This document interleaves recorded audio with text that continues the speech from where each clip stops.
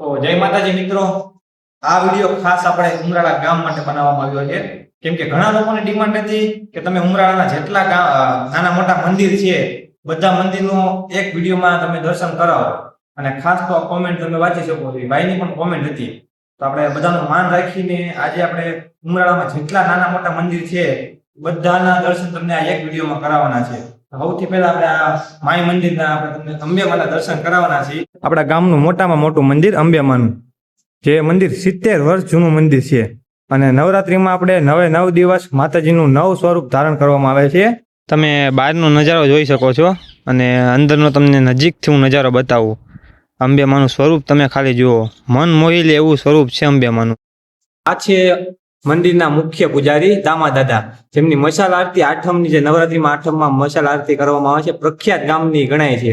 અને એમના પુત્ર પ્રવીણ દાદા અને એમના પુત્ર જયેશભાઈ અને એમના પુત્ર અત્યારે આપણા ઉત્સવભાઈ પંડ્યા, જે અત્યારે આપણે મંદિરનું સંચાલન સંભાળે છે, એ અને એમના પપ્પા જયેશભાઈ પંડ્યા.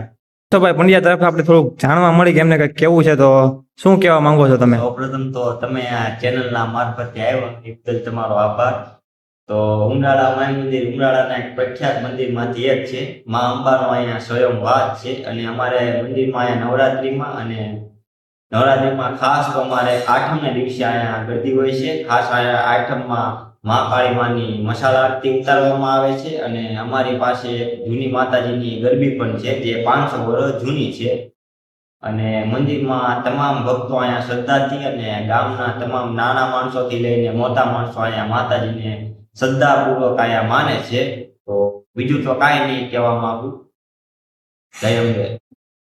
તો આપણા ગામનું બીજું મંદિર મર્યાદા પુરુષોત્તમ શ્રી પ્રભુ રામનું મંદિર હું તમને નજીકથી દર્શન કરાવી દઉં. જોઈ શકો છો કેવો અદ્ભુત નજારો છે પ્રભુ શ્રી રામનો.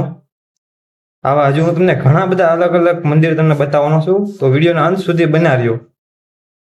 આપણા ગામનું ત્રીજું મંદિર દેવોના દેવ મહાદેવનું મંદિર, તો ચાલો તમને દર્શન કરાવી દઉં. અને આ શિવલિંગની કોઈ સ્થાપના નથી કરેલી, સ્વયંભૂ રીતે પ્રગટ થયેલી શિવલિંગ છે. આ ધોળનાથ મહાદેવનું મંદિર કાળુભા નદીના કિનારે જ આવેલું છે.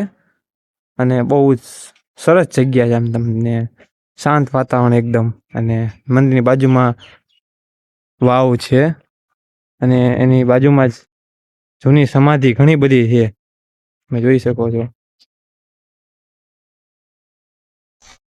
આપણા ગામનું પાંચમું મંદિર ગોપા દાદાનું મંદિર. ગોપા દાદા કૃષ્ણ ભગવાનના પરમ ભક્ત હતા. હું તમને ભગવાન કૃષ્ણ કે પૂજ્ય ગોપા દાદાના દર્શન તો નહીં કરાવી શકું, કેમ કે તમે જોઈ શકો છો અહીંયા એક નિયમ છે કે મૂર્તિના ફોટા કે વિડીયો લેવાની સખ્ત મનાઈ છે. તમારે અહીંયા દર્શન કરવા હોય તો રૂબરૂ જ આવવું પડશે. તો આપણા ગામનું પાંચમું મંદિર માતાજી ખોડિયારમાંનું મંદિર, એ પણ કાળુભા નદીની બાજુમાં જ છે. હું તમને અંદરથી દર્શન કરાવી દઉં. કે ભાવનગરના રાજા માતાજી ખોડિયારને રોહિશાળાથી લાવતા હતા, ત્યારે એમને પોતાનો પહેલો વિહામો ઉમરાળામાં કર્યો હતો. ખોડિયાર મંદિરના પૂજાપાઠ જે કરે છે દેવાંગ બાપુ, એમને એક બે પ્રશ્ન પૂછીએ. તો બાપુ, તમે કેટલા ટાઈમથી તમારી ફરજ નિભાવો છો? કેટલા ટાઈમથી પૂજાપાઠ કરો છો? હું અહીંયા તમારા પેલા દાદા હતા, એને પૂજા કરી. પછી દાદા અત્યારે દેવ થઈ ગયા, એનું વર્ષ દિવસ થયું. પછી હવે પૂજા કરવા હું આવ્યો છું. વર્ષ દિવસ જેવું મારે થયું. તમારી કેટલી પેઢી? ત્રીજી પેઢીએ હું અત્યારે પૂજા કરવા હું આવ્યો છું. અને આ મંદિર કેટલા વર્ષ જૂનું છે? મંદિર આપણે જયારે રાજા થઈ હતા ને, ત્યારે તખ્તસિંહજી મહારાજ હતા ને, તો આ મકાનનું એના મકાનનું બાંધકામ એને કરાવેલું છે. અંદર શિલાલેખ ને એવું બધું અંદર રાજા સાહેબ વખતનું અત્યારે છે હજી. અને જયારે આપણે રોહિશાળા ખોડિયાર મંદિરની જન્મભૂમિ છે ને, નાસીને જયારે રાજા આપણે રાધપરા ખોડિયાર મંદિરે જાતા ને, તો એ પેલો વિહામો ખોડિયાર મંદિર અહીંયા લીધેલો છે આપણે માતા. બાપુ આપણને ઘણી જાણકારી આપી, એ બાબત બાપુનો આભાર. જય ખોડિયારમાં બાપુ. જય ખોડિયાર, જય માતાજી. તો આપણા ગામનું છઠ્ઠું મંદિર છે પવન પુત્ર રામ ભક્ત હનુમાનજી મહારાજનું મંદિર મારુતિ ધામ. તો એમનું તમને અંદરથી દર્શન કરાવી દઉં. હનુમાનજી મહારાજના ગામમાં ટોટલ 3 મંદિર છે. હું ત્રણેય તમને મંદિર બતાવવાનો છું. અને આ આપણું પહેલું મંદિર છે, જે કાળુભા નદીની બાજુમાં આવેલું છે. અને અહીંયા દર શનિવારે રામધૂન કરવામાં આવે છે 3 મંદિરે. તો આપણું 7મું મંદિર છે સંત શિરોમણી શ્રી બજરંગદાસ બાપાનું. તો એમના હું તમને દર્શન કરાવી દઉં.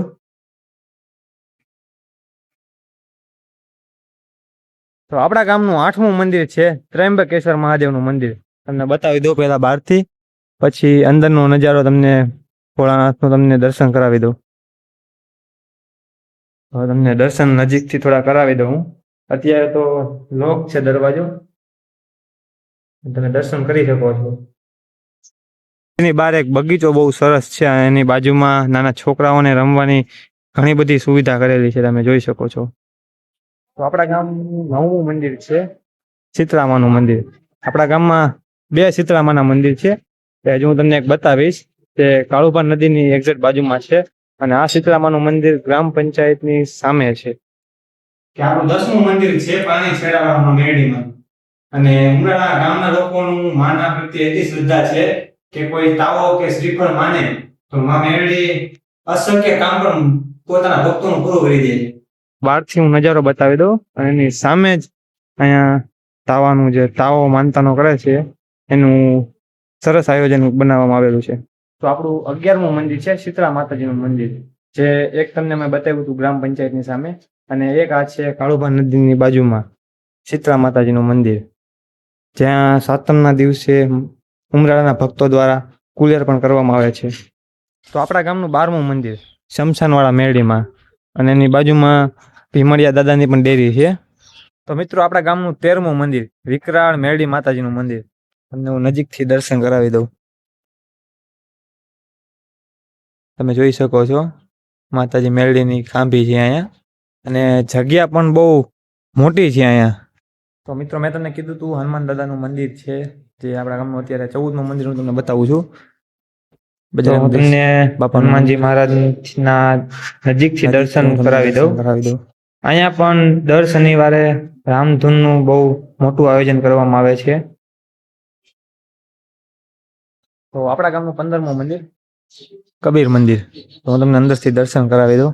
તમે કબીર સાહેબના દર્શન કરી શકો છો, આમાં જોઈ શકો છો. તો આપણા ગામનું 16મું મંદિર ભાથીજી મહારાજનું મંદિર, ત્યાં નાગપંચમીના દિવસે બહુ મોટી પૂજા કરવામાં આવે છે. તમે નજીકથી ભાથીજી મહારાજના દર્શન કરી શકો છો. અને ભાથીજી મંદિરની બાજુમાં જ રામાપીરનું મંદિર છે, એમના પણ તમે દર્શન કરી શકો છો. અત્યારે તો દરવાજા લોક છે એટલે તમને બહારથી જ હું દર્શન કરાવી દઉં છું. અમારા ગામમાં કોઈ પણ વ્યક્તિને કોઈ ઝેરી જીવ જેમ કે વીછી કાં તો કોઈ નાગ ડંખ મારે અને એ વ્યક્તિને ભાથીજી મંદિરે લાવવામાં આવે તો ભાથીજી મહારાજ તેનું ઝેર ઉતારી દે છે. અને આ મંદિરમાં જે પૂજા કરે છે જે ભુવા છે એમનું કહેવું એવું છે કે તમે દવા અને દુઆ બંનેમાં વિશ્વાસ રાખો, જેમનો વિચાર બહુ સારો છે. તો આ છે આપણા ગામનું 17મું મંદિર બહુચરાજી માનું મંદિર. અહીંયા પણ નવરાત્રિમાં 9 દિવસો અલગ અલગ માતાજીનું સ્વરૂપ ધારણ કરવામાં આવે છે, અને એ નજારો કંઈક અલગ જ અનોખો જ હોય છે. અને માતાજીનું સ્વરૂપ પણ અતિશય સુંદર એ વખતે તમને જોવા મળે છે નવરાત્રિના ટાઈમમાં. અને આ છે આપણા બહુચરમાની ગરબી, જે કેટલા વર્ષ જૂની છે તો મને એનું રહસ્ય તો મને પણ નથી ખબર. જો તમને ખબર હોય તો કોમેન્ટમાં જરૂરથી જણાવજો, જેથી આપણને બધાને ખબર પડે. અને આ છે આપણા ગામનું 18મું મંદિર, મારા રણુજાનો રાજા રામદેવ પીરનું મંદિર. રામાપીરની બીજ તમે ભરો અને તમારી મનોકામના રામાપીર પૂરી કરે. અને આપણા ઉમરાળાના લોકો રામાપીરને શ્રદ્ધાથી માને છે. તો મિત્રો મારાથી શક્ય હતા એટલા ગામના તમામ મંદિરના દર્શન મેં તમને વિડીયોમાં કરાવી દીધા. અને જો કોઈ મંદિર બાકી રહી ગયું હોય કે જેને વિડીયોમાં લેવાનું બાકી રહી ગયું છે તો તમારા ધ્યાનમાં હોય અને મારા ધ્યાનમાં ન આવ્યું હોય તો કોમેન્ટમાં જરૂરથી બતાવજો, અને હું તમારી કોમેન્ટ પિન કરીશ, જેથી મને અને વિડીયો જોનાર તમામ વ્યક્તિને તેની જાણ થાય. અને તમને મારો આ વિડીયો કેવો લાગ્યો, હવે પછીનો વિડીયો શેના ઉપર બનાવવામાં આવે એ પણ કોમેન્ટ કરજો. અને જો વિડીયો તમને ગમ્યો હોય તો વિડીયોને લાઈક કરો, અને આવા જ વિડીયો જોવા માટે ચેનલને સબસ્ક્રાઈબ કરો. મળીએ નવા મજેદાર વિડીયો સાથે. જય માતાજી.